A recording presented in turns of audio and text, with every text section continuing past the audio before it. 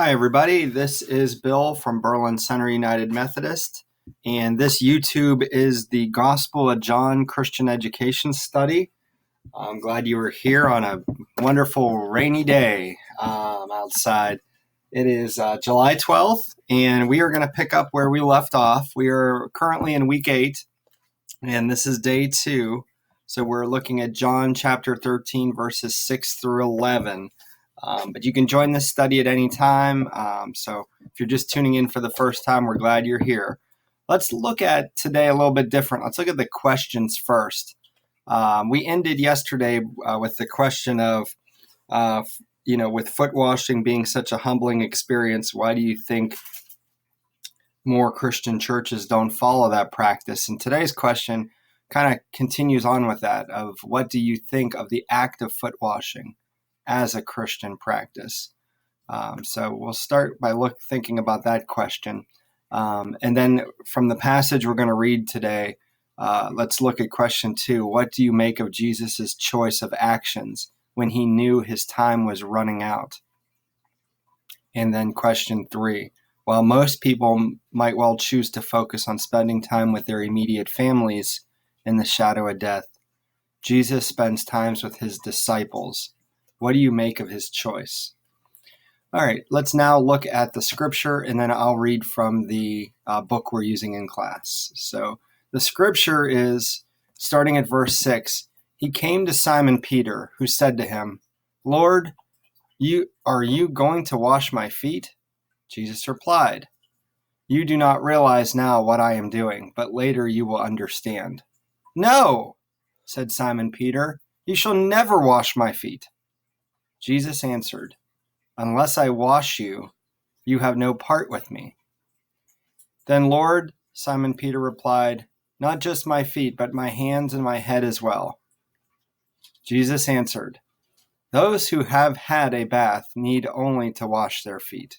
Their whole body is clean, and you are clean, though not every one of you."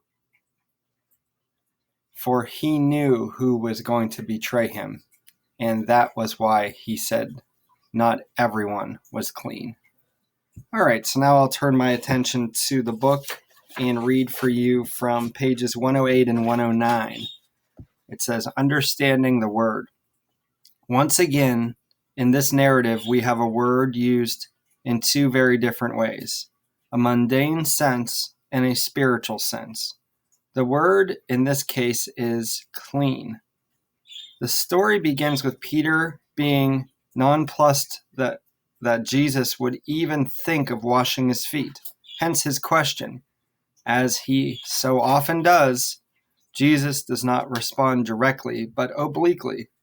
"You do not realize now what I am doing, but later you will understand." This assumes that there will be a later, a time when Peter will reflect back on events like this during the ministry and grasp their significance. Notice, however, that Jesus does not say, unless you understand and embrace what's happening now, you shouldn't participate in this. Unfortunately, some people take this approach to sacraments like baptism or the Lord's Supper, which is a mistake.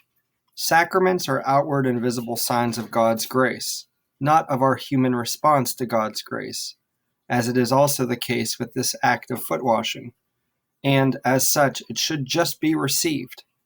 The understanding can come later, Jesus suggests. Peter then objects strongly to what Jesus is about to do, saying, "You shall never wash my feet." Apparently, Peter thought Jesus had crossed the line from humility to humiliation of himself. He wasn't a household servant or a slave. Jesus' rebuttal is, "Unless I wash you, you have no part in me."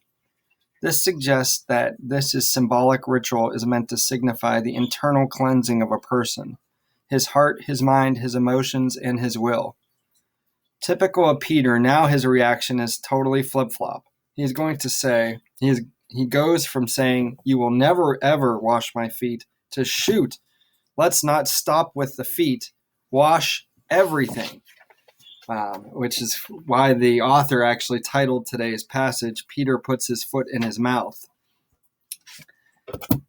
This must have produced something of a smile from Jesus. And so he adds, well, you've already had a bath, so all you need now is a periodic cleansing of the feet.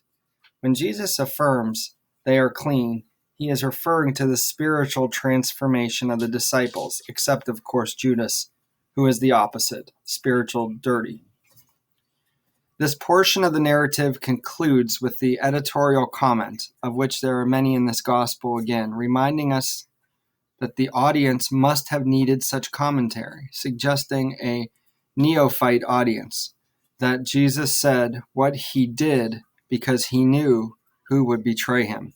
It is a remarkable act of love to continue to love and serve someone you know is going to betray you. But that is just what happens in this episode. Jesus must surely have washed Judas's feet as well as the others. Wow.